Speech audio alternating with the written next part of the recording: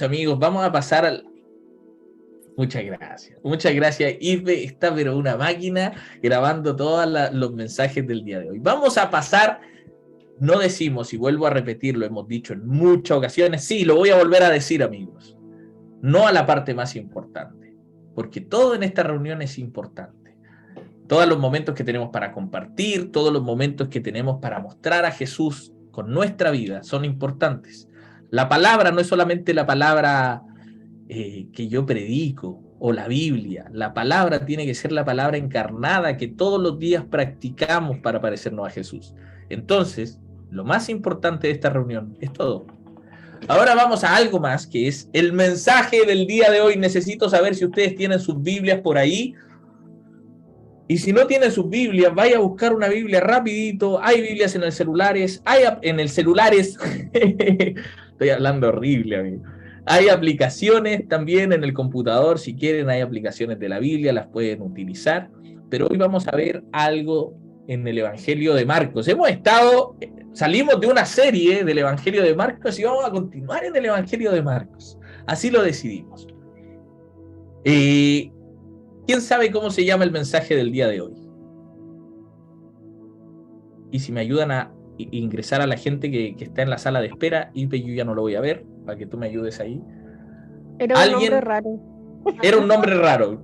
Estaba en Instagram. La otra orilla. Domingo. ¿Cómo se llamaba el día de hoy? ¿Cómo se llamaba el mensaje? Estaba en latín, dice la Fer Vidal. Ya, pero en español. Yo dije que estaba en español, si en latín era para darle color nomás. Domingo. No me acuerdo. Voy a mirar. Domingo no, amigo, no se llama Domingo. Domingo era la última semana de Jesús. ¡Pasemos al otro día!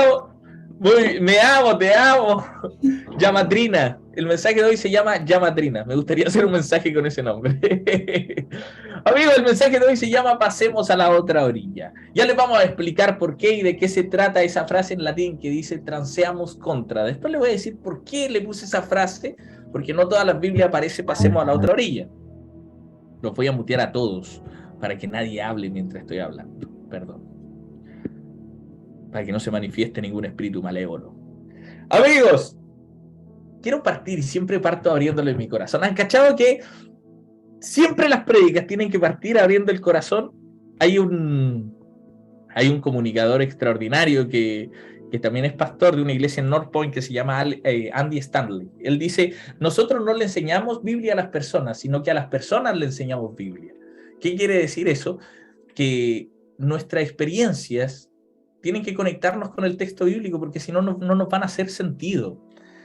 Y yo les voy a decir cómo conectan estas experiencias con el texto bíblico. Y me gusta verlo de esa forma, que a las personas, partimos en las personas, para enseñarles de la Biblia. Y yo les voy a contar una parte muy triste de mi vida. Siempre contando cosas tristes, pero sí, es una parte triste de mi vida, que en muchas ocasiones la he contado, pero la voy a contar por algo en específico. Esta historia cumple un fin, porque yo les he dicho que antes de yo haberme casado, yo se los había dicho, yo me iba a casar con otra persona. Y no es Josué. Y no era Josué. Cierran sus ojos, dice la... Y no era Josué específicamente. Pero ¿por qué? Ya les voy a decir por qué. ¿Le ha pasado a ustedes que han dilatado un montón los procesos, han dilatado un montón las decisiones, han dilatado conversaciones, han estirado el chicle lo más que puedan? Bueno, yo soy de esas personas, de las personas que estiran el chicle lo más que pueden y ya cuando todo reviente, ya quedó la patada. Procrastinar es la palabra en muchos aspectos, sí. Muchas gracias, Pablito. Yo estaba buscando muchas otras palabras, pero no, usted da en el clavo. Procrastinación. Dilato mucho las cosas. Y dilato decisiones importantes, aunque yo ya sé la respuesta. ¿Han cachado cuando le decimos, Señor, ¿tú crees que esto sea de ti? Y ya el Señor te lo mostró de todas formas. O sea, ya te dijo, brother, ahí no es. No, amigo, no hay forma de que sea ahí. Y tú dale, que quieres ahí y ahí. Y le vuelve, Señor, no, ¿sabes qué? Ato y encadeno ese espíritu maligno. Creo que es el diablo el que me está diciendo. No es el diablo. Voy a pedir confirmación a 3, a 10, a 100 personas para estar totalmente seguro. Me pasa, entonces yo pedía confirmación una y otra vez de algo que no era. La cosa es que yo me iba a casar con otra niña que estuve por años. De hecho, pololeé más de 5 años con ella. Éramos chicos cuando iniciamos nuestro pololeo. Y yo digo, si ya estás 5 años con una persona y no estás seguro de querer seguir con esa persona, de querer casarte con esa persona, entonces estás perdiendo el tiempo probablemente. Si ya es como que, sí, estoy con ella mientras espero a la persona idónea. No, uno a veces tiene esos pensamientos. Estoy con ella mientras espero a la idónea, a la de verdad. Qué estúpido. La cosa es que estuvimos 5 años y el paso obvio para nuestra relación era que nos casemos, pues era lo obvio. Entonces toda la iglesia también, yo sentía esa presión eclesiástica, las típicas preguntas: ¿cuándo se va a casar? Es como que esas personas nunca pueden estar tranquilas con tu vida. ¿Cuándo se va a casar? Después que te casáis, ¿cuándo va a tener hijo? ¿Cuándo va a tener el segundo hijo? Usted, vieja, ¿cuándo se muere? Nadie le está preguntando eso. Usted no le dice, no, hija, señor, usted ya se va a morir. ¿Cuándo más o menos se muere? Más o menos una fecha estimada, como para cachar los precios del parque, ¿cómo se dice? El parque del recuerdo. Pero nada, es que me sentía presionado. Pedí matrimonio, nos pusimos las ilusiones en la iglesia. O sea, amigos, yo he pedido matrimonio 2 veces. Perdón, mi amor, pero pedí matrimonio 2 veces y en una de las veces nos pusimos las ilusiones delante de toda la iglesia, las fotos iban y venían. Entonces mi Facebook, cuando nosotros nos íbamos a casar, estaban las fotos ahí. Y yo me recuerdo mucho una conversación que tuve con el Josué. Ilusiones se llaman, exactamente. Nos poníamos las ilusiones delante del pastor, el pastor oraba por ti, toda la iglesia oraba por ti. Imagínate, toda la iglesia oró por nosotros, nos pusimos las ilusiones, la foto, la vieron mis compañeros, a mis compañeros de trabajo los tenía en Facebook. Entonces imagínense que el lunes, después de haberme puesto las ilusiones, todo en el trabajo me estaban felicitando: Santiago, supe que te casas, felicidades, me abrazó, vino la jefa, hizo una reunión para felicitarme delante de todos porque yo me casaba, por loco. Bacán. Me había puesto solito la soga al cuello. Sí, una presión social, la Angélica, así que heavy. Pero yo estaba en esa ya y me iba a casar, ya. ¿Qué importaba? Pagamos todo, pagamos la luna de miel, teníamos todo absolutamente pagado. Y el Josué me va a ver un día a la casa donde yo vivía, en la Villa Olímpica, en la casa de mi mamá, y me va a ver y me hace una pregunta que me caló en lo profundo, porque me dijo: amigo, ¿cómo estáis para el casorio? Ya, ¿cómo te sientes para casarte? Yo le dije: amigo, ¿sabes qué? No me quiero casar. Y el Coto quedó así como, ojalá más rato se conecte, porque él va a corroborar esta historia. ¿Cómo no me quiero casar, hermano, si pediste matrimonio? Y no fue hace mucho. No. ¿Cómo no me quiero casar? Ya tenéis todo pagado. Le dije: hermano, es que no sé, no. Es como que me voy a casar porque soy un hombre de palabra.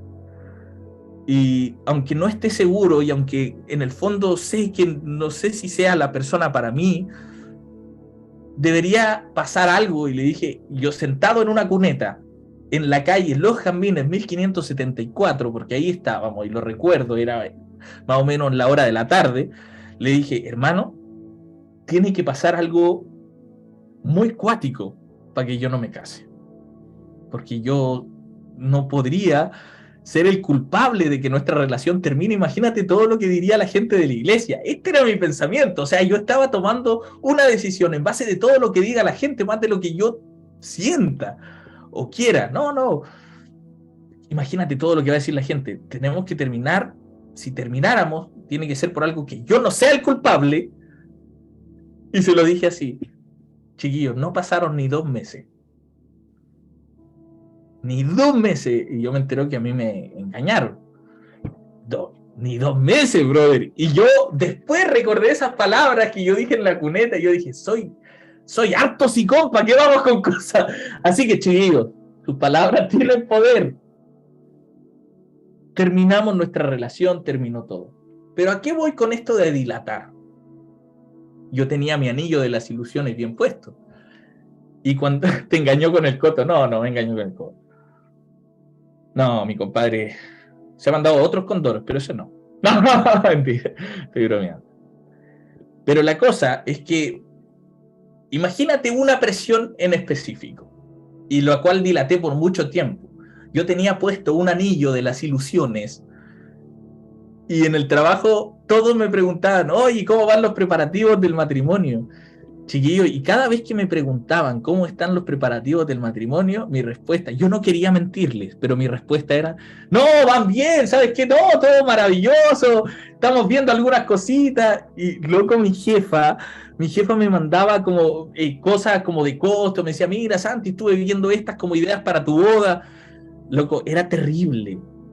Yo no me saqué el anillo sino después de mucho tiempo. Entonces, cada vez que ellos me preguntaban, yo como que me ponía como triste, como que divagaba, y no sabía cómo decirle a todos mis compañeros que me felicitaron, que hicieron una reunión para felicitarme por mi matrimonio, que ya no iba el matrimonio. Y el anillo, yo me lo sacaba, cada vez que salía del trabajo, me sacaba el anillo, lo guardaba. Y cada vez que llegaba al trabajo, me lo ponía. Era como ponerme una careta. Como Frodo. Gracias, Ekar. Exactamente. Pero era como, necesito llegar con el anillo para que no me pregunten nada. Necesito llegar a esto porque era una... Chiquillo, yo, y esto no es por hacerme la víctima, sentía tal presión que cuando a veces me preguntaban, yo me iba a llorar al baño porque tenía pena, po. Tenía pena de lo que había pasado, quizá descuidé mi relación, sí, de hecho, descuidé mucho mi relación, está bien, pero que me tenga que estar sacando y poniendo el anillo. Hasta que un día yo me iba al trabajo, llegaba y comienzo a revisarme los bolsillos y digo, el anillo, y estaba yendo al trabajo, yo iba en un bus de acercamiento y dije, no, en el bus, le dije, hice parar al del bus, le dije, espérame que creo que se me cayó algo, me revisé y ya no estaba mi anillo. Y mi anillo se había perdido. Entonces, solo 3 personas de mi trabajo se dieron cuenta de que yo ese día llegué sin anillo. Y esas 3 personas me preguntaron, pero no me preguntaron en mala, me preguntaron porque ya sabían que yo no estaba bien y que mi cara reflejaba lo que mi mano no estaba reflejando. Y dilaté tanto ese proceso porque no quería sentirme cuestionado, me sentía como imbécil, si esa era la palabra, me sentía como un imbécil. Me sentía como que todos leseaban con que uno era el cachudo, uno era, como que leseaban con eso. Yo como que me sentía muy perseguido, chido, muy perseguido. Entonces era penca esa sensación, pero era más penca aún tratar de dilatar conversaciones o tratar de mantener una imagen simplemente por mantener algo que ya no era, simplemente por no dar explicaciones. Si no hubiera querido dar explicaciones, no las daba y punto, pero no por eso tengo que andar fingiendo. Pero soy de dilatar, soy de, como dijo el Pablito, de procrastinar. Y hay situaciones en la vida, que yo sé que a ustedes también les ha pasado, que vamos acarreando malas experiencias, por ejemplo, malas experiencias que nos van condicionando a querer avanzar. Por ejemplo, si alguien nos dañó en alguna relación, vamos con una barrera a nuestra próxima relación. Vamos con una barrera en que no, no me la va a hacer. De hecho, yo cerré mi corazón, las puertas de mi corazón estaban totalmente cerradas. Si alguien nos dañó como en una amistad, ya para cualquier tipo de vínculo, ya tengo desconfianza del siguiente vínculo. Entonces ya no soy igual que como fui con otros amigos, porque claro, ya me lastimaron, ya me hicieron daño. Entonces siempre, a pesar de que dilatemos estas cosas, vamos cargando, como dijo la negra la semana pasada, vamos cargando estas cicatrices. Pero esas cicatrices, estas heridas que vamos, incluso ni siquiera llegan a ser cicatrices, sino que vamos con la herida abierta y tratando de fingir frente al otro, pero poniendo una barrera que no nos deja avanzar, poniendo una barrera que no nos deja pasar al otro lado. Y ahora quiero que vayamos al texto bíblico, porque hay 2 momentos, en el Evangelio de Marcos hay 2 momentos que los discípulos están en una barca, pero que son miedos importantes que ellos tienen. ¿Alguien sabe cuáles son dos de esos miedos? Exactamente, Angélica, permanecer en una iglesia, en un matrimonio, un cambio de casa y no queremos estar ahí. Sí, muchas veces dilatamos eso. Estamos en relaciones porque no queremos, porque sabemos que tenemos que terminar, pero lo dilatamos tanto. Incluso el perdonar, dilatamos mucho. No quiero conversar con ellos, porque ¿para qué? No soluciono, sino que lo dilato hasta que quede la cola. Pero hay dos ocasiones en el texto bíblico que los discípulos tienen miedo y están en una barca. ¿Alguien se acuerda de una de esas situaciones? Santi, una de ellas puede ser la duda. ¿Cuál duda, amigo? ¿Cuál duda? Cuéntame. Cuando Jesús se le acerca a Pedro justamente para avanzar y Pedro dudó. No, pero en la barca, que están, recuerda, este es el escenario, estas son las condiciones de la historia. Los discípulos tienen miedo y están en una barca. Muy bien, Débora, cuando Jesús calma el mar. Muy bien, cuando calma la tempestad. Y esa es la que vamos a ver, calma la tormenta. Y hay otra más, que se parece. De hecho, es media parecida. ¿Se acuerdan? Cuando Jesús, bueno, la primera, que es la que nombró la Debbie, está en Marcos 4:35, que ese va a ser nuestro texto base. Y la segunda es después de la alimentación de los 5.000, después de que vieron a Jesús alimentar a 5.000 personas. Después de que había muerto Juan el Bautista, de hecho predicamos sobre esa la otra vez, ¿se acuerdan? Y que Jesús camina sobre el mar y lo habían confundido con un fantasma. Esas son las dos partes donde los discípulos tienen miedo. Tienen miedo porque en medio de este mar agitado, Jesús camina sobre el agua. Es heavy. Y ahora, que vamos a leer el texto bíblico, es el que aparece en Marcos 4:35 al 41. Así que vamos rápidamente a su Biblia. Vamos rápidamente. Los que tienen la NBI, ahí va a aparecer la palabra correcta. Los que tienen la Reina Valera dice distinto, pero podemos leerlo en varias versiones. Así que vamos rápidamente a Marcos 4:35. Si lo tiene, me hace así, para no decir, me dice amén. Me dice amén. Ahí la tiene Cristian, muy bien, ya lo tienen varias personitas. Alexis, qué gusto tenerte. Alexis está desde Nueva York, amigo. Santiago. Te amo mucho. Santiago, dígame, Cristian. Lo que pasa es que yo como recién me estoy, ¿cómo decirte?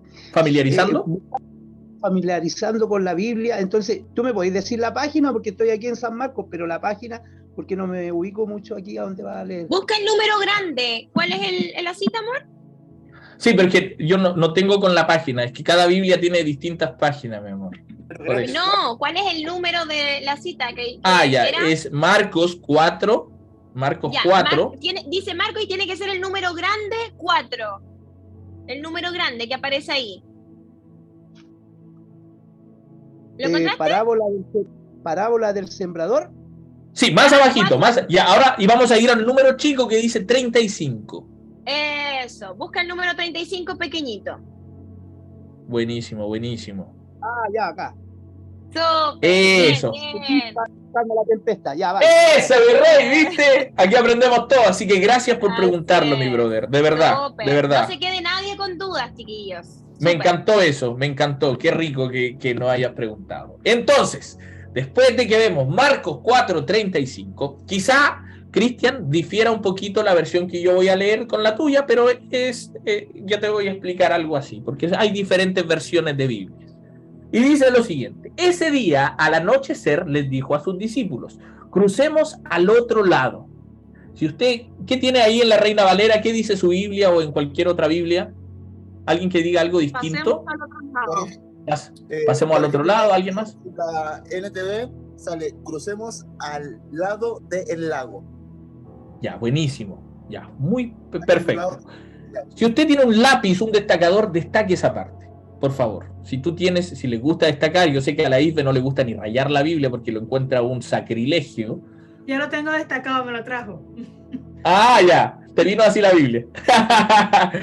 Muy bien. Entonces usted va a destacar eso. Crucemos al otro lado. dejaron a la multitud y se fueron con él en la barca donde estaba. También lo acompañaban otras barcas. Se desató entonces una fuerte tormenta. Imagínense las olas azotando, el viento soplando. Terrible. Entonces, las olas azotaban la barca, tanto que ya comenzaba a inundarse. Imagínate tú ahí jodido de miedo, jodido de miedo. Jesús, mientras tanto, estaba en la popa, durmiendo sobre un cabezal. Así que los discípulos lo despertaron. ¿Qué estaba haciendo Jesús? Durmiendo. Durmiendo. O sea, las olas, debe haber tenido un trastorno del sueño, no sé si no se despertaba, si lo hacía a propósito. Ok, pero estaba ahí durmiendo mientras estaba la media patada. Y se comenzaba a inundar. Dice después, así que los discípulos lo despertaron y gritaron: ¡Maestro, maestro! ¿No te importa que nos ahoguemos? Él se levantó y reprendió al viento y ordenó al mar: ¡Silencio, cálmate! El viento se calmó y todo quedó completamente tranquilo. Y esta es la segunda parte que usted va a destacar. ¿Por qué tienen tanto miedo? ¿Qué dice su Biblia? ¿Algo dice su Biblia distinto? ¿Por qué estáis así amedrentados? ¿Por qué estáis así amedrentados? Os quiero decir, la caza de papel. Es como ese... Acá dice, ¿todavía no tienen fe? Sí, pero antes de eso, ¿qué dice? Antes de eso, dice lo siguiente. ¿Por qué tienen miedo? Exactamente. ¿Por qué tanto miedo? Dijo a los discípulos. Y ahí dice lo que Rodé había dicho. ¿Todavía no tienen fe? Entonces ustedes van a señalar esas dos preguntas en su Biblia. ¿Por qué tienen miedo y todavía no tienen fe? Ellos estaban espantados y se decían los unos a los otros: ¿quién es este que hasta el viento y el mar le obedecen? Ahí termina la historia, esta historia que vamos a ver. Grábenselo en la mente, son dos circunstancias distintas. A veces yo confundía, estaban con la pera, dice Pablito y Marilu, a veces yo confundía la historia de que Jesús caminaba sobre el mar y esta historia. Bueno, aquí Jesús calma la tempestad. ¿Y por qué les dije que esta prédica se llama Pasemos a la otra orilla? Porque la frase en latín, y eso era lo que decían ustedes, es transeamus contra. Repita conmigo, dígale a su hermano que está a su lado, transeamus contra. No se lo digo. A lo mejor invocamos y sale una cabra negra aquí y de repente estamos diciéndolo mal y quién sabe, y estamos invocando al diablo. No. Transeamus contra es la frase en latín. ¿De dónde la saqué? Esta es una expresión latina que sale en la Vulgata Latina. La Vulgata Latina es la Biblia traducida al latín por San Jerónimo, siglo IV. Estas son pequeñas perlitas que uno les da para que los que quieran la notan, los que son más cabezones. Pero significa literalmente pasemos a la otra orilla. Entonces nos dice pasemos al otro lado, vamos al otro lado del lago, bla, bla, bla, pero nosotros lo vamos a dejar como la frase que dice en la Vulgata Latina: transeamus contra, pasemos a la otra orilla. Y este es un imperativo. ¿Por qué? Porque es una orden que Jesús le da a sus discípulos. Vamos más antes. Y era donde estaba Cristian. Están las parábolas. Sí, Jesús específicamente, antes de eso, estaba enseñando un montón de parábolas. Y había tal cantidad de personas, yo quiero que se lo imaginen, que había tal cantidad de personas escuchando a Jesús, así que sus discípulos y él decidieron subirse a una barca para hablar con más libertad y poder llegar a más personas. Entonces, al acabar el mensaje, Jesús se dirige a sus amigos, a sus discípulos, y les dice: oigan, ¿pasemos a la otra orilla? Pasar a la otra orilla era ir a la Galilea no judía, pasar el mar de Galilea, cruzar eso e ir a una zona que se llamaba Gadara. Ustedes saben y conocen muy bien a un personaje de Gadara, ¿no? ¿A quién? Dígalo nomás, el Rode ya lo tiene en la punta de la lengua, lo dijo Sergio. ¿El endemoniado gadareno? Muy bien, y al otro lado, en Gadara, estaba el endemoniado, que ni siquiera dice su nombre, sino que dice la ciudad nomás, el endemoniado gadareno. Entonces, esa travesía desde donde estaban por la otra orilla donde se querían ir, a la Galilea no judía, recuerden eso, los iba a tomar varias horas, o sea, le iba a tomar un buen tiempo. Y en la ruta los sorprende esta tormenta. Pero Jesús estaba dormido, entonces hubo desesperación, hubieron gritos de los discípulos de Jesús: creyeron ya que se iban a morir. ¿Hay cachado que hay tipos fatalistas? Bueno, este loco es fatalista. Es como, yo tengo una amiga que es así, que todo lo ve malo, que hay, no, es que no creo que resulte, es como la negativa del grupo. No voy a decir quién es, pero ustedes la conocen muy bien. La cosa es que ellos pensaron que iban a morir. Incluso diría que hasta con cierto enojo estos compadres se fueron hasta contra su maestro. ¿Por qué? Porque él dormía en medio del peligro que ellos sentían. ¿Cómo puede estar durmiendo? Y cuando logran despertar a Jesús, Jesús con una palabra calma el mar, calma la tormenta, calma todo. Le da órdenes a la tempestad. Y luego se gira como si nada. O sea, eso para mí es como una imagen sorprendente, ¿no? Se gira como si nada, como si no hubiera hecho nada, como si esto fuera algo sumamente normal, y le dicen, oye, ¿por qué tienen miedo? Le dice dos preguntas cruciales. ¿Por qué tienen miedo? ¿Y todavía no tienen fe? Entonces aquí tenemos dos cosas, chiquillos, dos cosas que las vamos a separar así. Los que toman nota pueden tomar nota de esto, los que no lo tomen nota, da lo mismo. Pero hay dos cosas cruciales en este lugar, hay dos cosas. Un reto hacia sus discípulos, un reto imperativo, que dice, pasemos a la otra orilla. Lo está retando a pasar a la otra orilla. Y la segunda es una pregunta apasionada que le dice, ¿por qué tienen miedo? Entonces vamos al reto imperativo, vamos a esta orden que le da Jesús. Noten algo, que en este episodio de la tormenta es el inicio, la inauguración de un nuevo paradigma. Primero, este es el primer milagro de Jesús sobre la naturaleza, es lo primero que hay. Entonces, deben considerar que, ¿por qué digo que es el cambio de un paradigma? Porque ir a la otra orilla era llevar las puertas de la salvación del mundo más allá del pueblo israelita. Porque Gadara, en su mayoría, estaba puesta por gentiles. Qué buena, parece, Helton dice algo muy bonito, dice, parece como que siempre durmiera en medio de nuestras tempestades. Voy a mencionar algo un poquito más allá de eso. La cosa es que este es el primer milagro sobre la naturaleza, pero Jesús, al llevar a sus discípulos a la otra orilla, lo está llevando a un mundo no israelita, está llevando la salvación del mundo, por decirlo de alguna forma, a un pueblo no israelita. Este es un gran cambio para ellos, porque pasar a esta otra orilla, donde está llena de algo no israelita, está llena de todo lo considerado impuro, está llena de todo lo que no entra dentro del pacto con Dios. Está más allá de todo. Allá en la otra orilla hay un montón de gentiles, hay una diversidad humana completa que hasta ahora, hasta el día de hoy, ha permanecido, o sea, hasta el día de hoy digo yo, hasta ese día, ha permanecido ajena al mensaje de Jesús, a ese mensaje de amor. Pero es justamente a esa otra orilla donde Jesús dirige a sus compañeros de viaje. Allá los dirige. Entonces se indica, empieza esta travesía con su nueva familia, pero también queriendo capacitar e integrar a estos nuevos miembros de esta nueva familia, porque va a abrazar lo que va a hacer Jesús al ir a la otra orilla, es abrazar a una nueva diversidad humana. Va a abrazar a una diversidad humana. Va a integrar a esta diversidad a su familia cristiana, a su familia de amigos. Entonces, este cambio es absoluto, este cambio que hay aquí es radical. Y la frase que sigue a este imperativo de transeamos contra, pasemos a la otra orilla, establece algo que va a dar inicio a algo totalmente nuevo. Es como al estilo del Génesis, cuando le dice, y dejarás a tu padre y a tu madre y te unirás a tu mujer. Establece un nuevo inicio eso, establece un nuevo inicio de sociedad, se unen dos personas completamente distintas a formar una sola unidad. Bueno, eso es en el caso del Génesis. Pero también en la otra orilla significa lo mismo, porque es una nueva unidad, es un montón de personas diversas que se le está abriendo la promesa del amor, que se le está abriendo la promesa de la salvación, según el relato del evangelista Marcos, ¿no?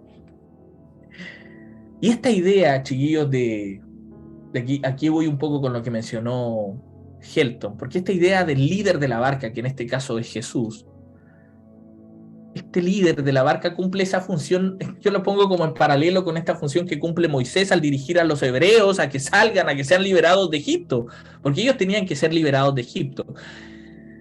Y ahí también hay un cambio de paradigma, empiezan los 10 mandamientos, hay una nueva sociedad, un nuevo destino, un nuevo mundo. Lo que se ve antes, atrás del Sinaí, que era esclavitud. Eso es lo que hay. Lo que hay después, en adelante del Sinaí, que es libertad. Pero para que esa libertad sea cada vez más plena, se disfrute más de esa libertad, el pueblo hebreo tenía que, al igual que los discípulos, pasar al otro lado. Tenía que atravesar una tormenta. Los primeros tuvieron que atravesar un desierto. Los segundos, los discípulos, tuvieron que atravesar el mar. Nosotros tenemos que atravesar los retos de la vida, los desafíos de la vida. Y Jesús les pregunta, ¿por qué tienen miedo? Esa fue la pregunta que plantea. Porque ante el reto de salir de Egipto, por ejemplo, cuando Moisés dirige al pueblo hebreo a salir de Egipto, a ir al otro lado, y los discípulos al ir a la otra orilla, también hay una respuesta en común. ¿Saben cuál es esa respuesta? El miedo. Tuvieron miedo de salir de Egipto. Tuvieron tanto miedo de salir de Egipto que más de alguna vez quisieron regresar y se cuestionaban, oye, allá teníamos de todo. Y regresar a la esclavitud, por loco. ¿Por qué? Porque era su zona segura. Y los discípulos en su travesía también tuvieron miedo. También tuvieron que atravesar una tormenta. También tuvieron que, para pasar a la otra orilla, para ir a otro lugar, para ir a otro nuevo nivel, le dirían algunos muy espiritualoides. Tuvieron que tomar una decisión. Tuvieron que pasar y atravesar esta tormenta. Y ellos le preguntan a Jesús, ¿no te importa que nos ahoguemos? ¿No te importa que perezcamos todos? Más sorprendente yo creo que es el miedo que tenían ellos. Cuando Jesús calma la tempestad, reafirma aún más el miedo, porque dice que estaban aterrados estos locos. Los discípulos estaban completamente estupefactos. ¿Por qué? Porque tenían miedo. Y nosotros muchas veces estamos aterrados también frente a los cambios. Nosotros estamos muertos de miedo frente a cruzar a la otra orilla.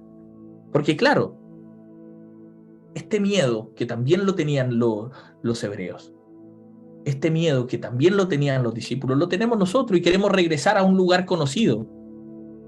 Queremos regresar a un lugar donde estemos cómodos, donde no nos desafíen en lo absoluto, donde estemos esclavizados incluso.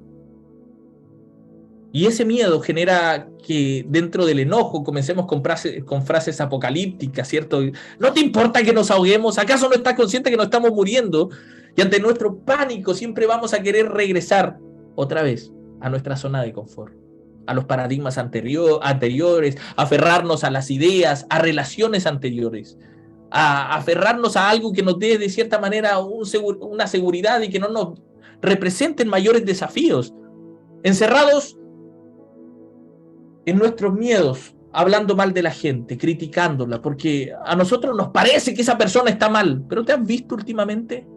Porque es mucho más fácil criticar al otro que desafiarnos a vernos a nosotros mismos los que estamos mal. Entonces es mucho más fácil hablar de lo que nos parece incorrecto del otro, que vernos a nosotros mismos, porque eso genera salir de nuestro confort. Puedo estar muy bien en mi casa hablando mal de las personas, hablando mal de la gente, porque soy incapaz de verme a mí mismo. Porque verme a mí mismo representa cruzar al otro lado, cruzar a la otra orilla y ver que estamos mal. Nico tenía la mano levantada. ¿Querías decir algo? La Noé quiere decir algo. Diga, Noé. Bueno, es con respecto al pasar a la otra orilla. Siento que lo que quería Jesucristo en ese momento era que nosotros aprendamos a pasar de lo natural a lo sobrenatural. Por eso él pasó y lo primero que hizo fue libertar al endemoniado. Entonces él quería que lo que quiere es que nosotros dejemos ese temor de ese nuevo nacimiento, de esa nueva vida en las cosas, en la fe, en lo sobrenatural, en lo que Dios puede hacer a favor de nosotros y a favor de la humanidad. creo que eso Perfecto. Muchas gracias, Noé, por compartir eso. Muchas gracias. Te me estás adelantando, pero te lo agradezco igual, porque nos bendice. No importa, nos bendices. Gracias, Noé. Y Cristian también quería decir algo. Me gusta que esto sea participativo, no hay problema. Esto no es un monólogo, aunque parece monólogo. Santiago, y qué increíble cómo los capítulos, los versículos se van uniendo en lo mismo. Compartí, lo escribía en el chat. Si Dios puede controlar lo natural, pasando a la orilla también le demuestra a aquellos que tenían temor para dejarles muy claro que dominaban lo natural y la esfera espiritual. Y me llega mucho porque yo estoy pasando por cosas en mi vida y a veces creemos que Dios no tiene la capacidad de poder luchar con nuestros propios demonios y temores. Bonito. A veces nosotros creemos que Dios no tiene la capacidad de luchar con nuestros propios demonios y temores. Qué lindo. Qué lindo. Y yo creo que Jesús nos va a hacer la misma pregunta. ¿A qué le tienen miedo? ¿A qué le tienen miedo? ¿Todavía no tienen fe? Y a veces nuestro pánico nos hace, vuelvo a decir, regresar al lugar seguro. Los miedos nos hacen aferrarnos a las ideas anteriores por nuestra incapacidad de querer tomar un nuevo camino, por la incertidumbre de lo desconocido. Entonces nosotros tratamos de poner un énfasis en el control. Muchas iglesias han puesto un énfasis en el control. Hay muchos pastores que controlan lo que tú subes a redes sociales, lo que tú haces, dónde tú estás.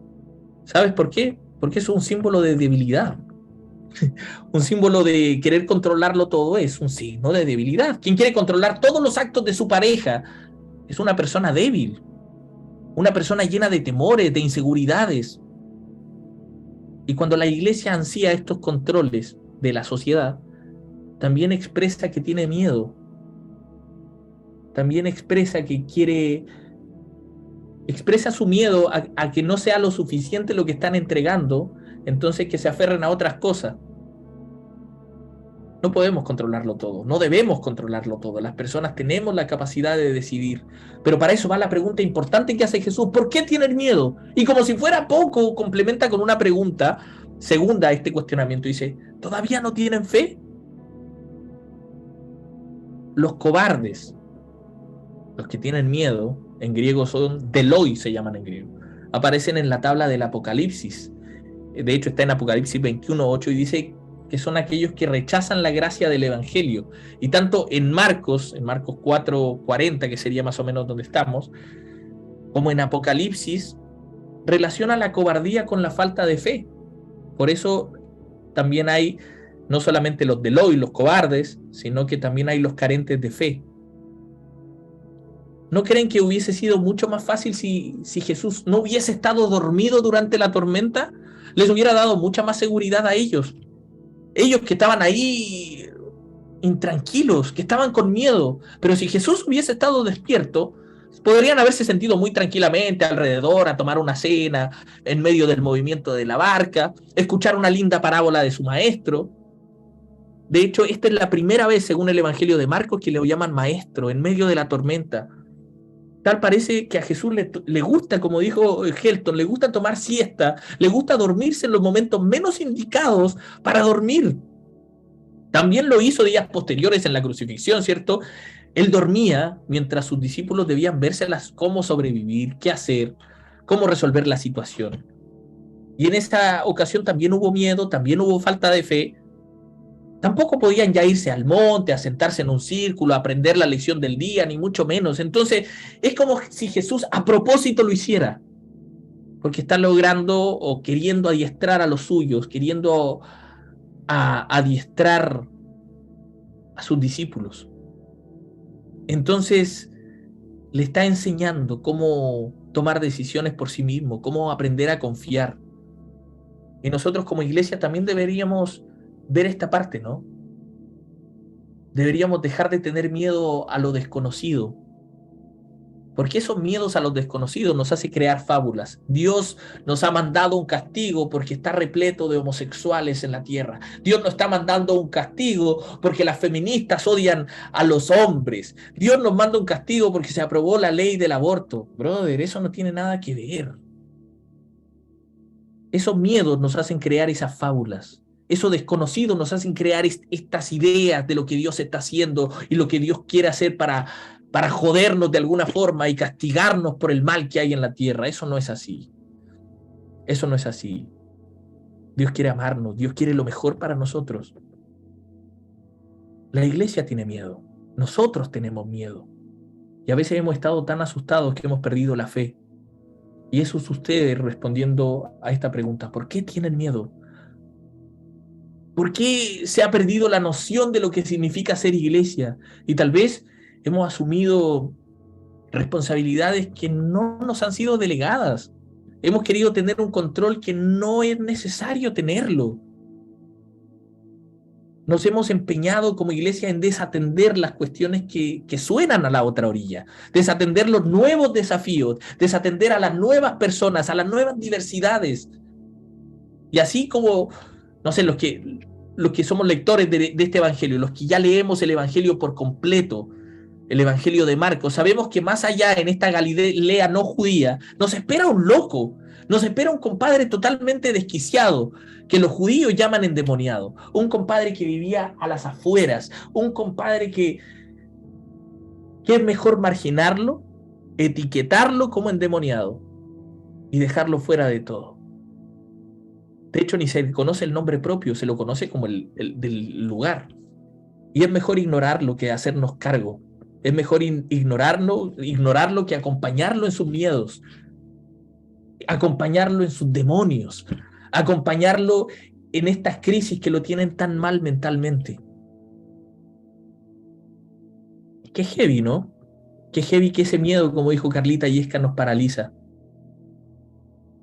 Sin embargo, chiquillos, los hebreos, como tuvieron miedo al salir de Egipto, Moisés manda a 12 espías, 12 personas a que vayan a ver qué hay al otro lado, a que vayan a ver qué hay en esa tierra, qué hay después del río Jordán, para traer estas noticias sobre Canaán. Y adivinen qué, 10 de esos hombres tuvieron miedo. Y solo vuelven 2 valientes, diciéndole, no, si se puede y toda la cuestión.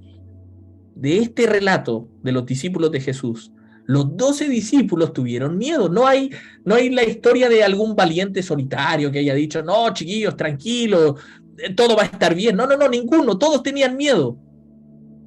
Pero los 12 vencen el temor también.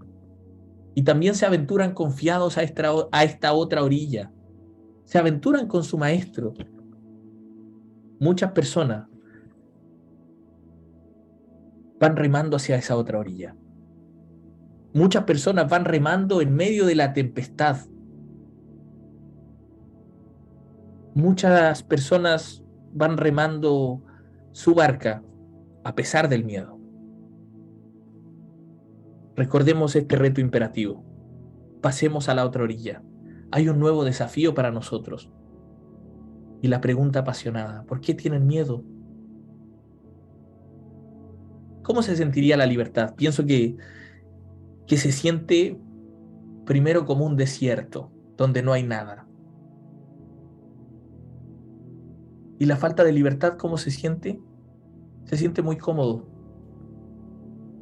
Se siente no queriendo salir de ninguna parte.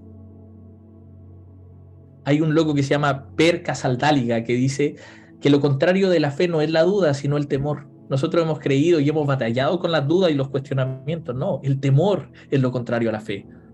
Las dudas nos ayudan incluso a afirmar nuestra fe. En primera de Juan 4:18 dice que el perfecto amor echa fuera el temor. En el amor no hay temor. Entonces, si queremos encontrar nuestra libertad, si queremos guardar nuestra fe, tenemos que cruzar a la otra orilla, sí o sí. ¿Dónde debemos partir? Eso lo vas a decidir tú. ¿Cuál es tu otro lado? ¿Cuál es tu otra orilla? ¿Cuál es el primer paso que tienes que dar? La única forma de ser libre es dando un paso hacia el otro lado. Debes salir de una relación tóxica, de un trabajo, de una iglesia. Debes salir del secreto, del silencio. ¿Cuál es el puerto que debes abandonar? Nosotros tenemos que decir cuál es nuestra otra orilla. Debemos dejar de tener miedo y debemos dejar y soltar lo seguro que tenemos para aventurarnos hacia algo distinto, para amar mejor, para servir mejor. Porque quedarnos en nuestra propia orilla, el quedarnos en nuestro lugar seguro, es quedarnos criticando al resto, en vez de acompañar al que criticamos. En vez de vernos a nosotros mismos las falencias que tenemos para mejorar. Queremos ser una iglesia que no tenga por qué estar hablando del otro. Queremos ser una iglesia que no tenga por qué meterse, inmiscuirse en la vida del otro, criticándolo, diciendo, no, es que me parece, no. Esperamos ser una iglesia que al que criticamos, que en vez de criticarlo, lo acompañemos, entendamos su realidad y que seamos capaces de vernos también a nosotros mismos, las cosas que tenemos que mejorar, salir desde nuestras propias convicciones y pasar a la otra orilla de nuestro lado. La otra orilla que nos va a incomodar porque vamos a tener que cambiar, que nos va a incomodar porque nos va a desafiar a nosotros mismos a no quedarnos con lo seguro que tenemos. La otra orilla es perdonar. La otra orilla es tener conversaciones complejas con personas complejas. Es amar a personas que nos cuesta tanto amar. Porque ¿a qué le tienes miedo? Esa sería la pregunta. La segunda pregunta. ¿A qué le tienes miedo? ¿A tu familia? ¿A la presión del grupo? ¿A fracasar? Enumeren sus miedos, chiquillos. Enumeren qué tienen que vencer. Y encuentren de cierta forma firmeza, ternura. Vuelve a recorrer caminos que sea necesario recorrer. Pasar a la otra orilla es dejar de dilatar aquello que estás extendiendo hace mucho. Significa dejar de culpar al resto y hacerte responsable de ti. Van a haber 3 personas en la vida con las que ustedes se van a encontrar. Las que hacen que las cosas pasen. Las que miran cómo pasan las cosas. Y las que se preguntan, ¿qué pasó? Sean de las personas que hacen que las cosas sucedan. Sean de las personas valientes que quieren cruzar a la otra orilla, aunque eso les signifique abrirse a un nuevo mundo y abrazar una diversidad llena de endemoniados, llena de personas dolidas, llena de personas que no se parecen a nosotros, pero aún así decidimos cruzar al otro lado. Amén. Amén. Oremos. Oremos, mis valientes, traseamos contra los que van a cruzar la otra orilla. Y se aparecía una cabra otra vez. Oremos, papito, te damos gracias, Dios, por este tiempo. Gracias porque nos desafías. Porque los que pensaron venir acá y a que les digamos que todo está bien y que, ay, pobrecito, y solo eso, quizás se equivocaron de iglesia. Porque seguirte es tremendamente desafiante para nuestro egoísmo, desafiante para nuestra falta de empatía, desafiante para nuestra crítica, desafiante para nuestra lengua larga, desafiante para todos los sentidos, porque tú quieres que no solamente nos llevemos bien con los otros, que los toleremos. En esta iglesia no debería haber solo tolerancia, sino amor. Y amor no solamente para las personas de esta iglesia, sino para las personas de afuera. Ayúdanos a abrazar a lo diferente. Ayúdanos a abrazar a la diversidad humana como tú lo hacías. Ayúdanos a llevar alegría, salvación. Ayúdanos a llevar tu mensaje a los que están del otro lado, a los que nosotros pusimos del otro lado incluso.